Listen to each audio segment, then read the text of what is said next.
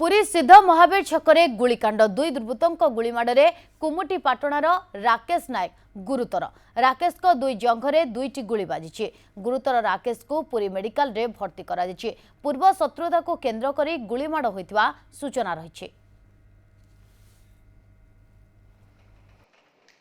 आलो side रे पड़ता उठी पार ना कि कही जेहेतु मो मोर सांगटे था सी मत फोन कर गोटे आमर जो पिलाटी पड़ी बिकी बोली पिलाटी पड़ी मुझे उड़ी गला धरली धरिकी मेडिकल नहीं आसली मो देखुची तो जोड़े 3टा खंडे 4टा खंडे पाई एटी बाजी कौन कहीपरि कि हाँ ना से पूर्व शत्रु देखिए एमती केस से निजे कहूँ।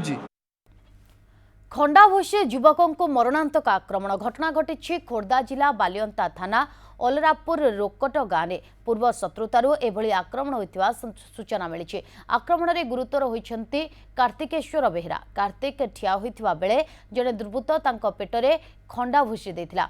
कार्तिक चित्कार करिबारु आक्रमणकारी घटनास्थल फेरार हो जाइछि। गुरुतर कार्तिक को प्रथमे बालकाटी और परे कैपिटल हॉस्पिटल को स्थानांतर करा जाइछि। तांको पेटरे गभीर आघात लागिछि। पुलिस घटनार तदंत आरंभ करिछि।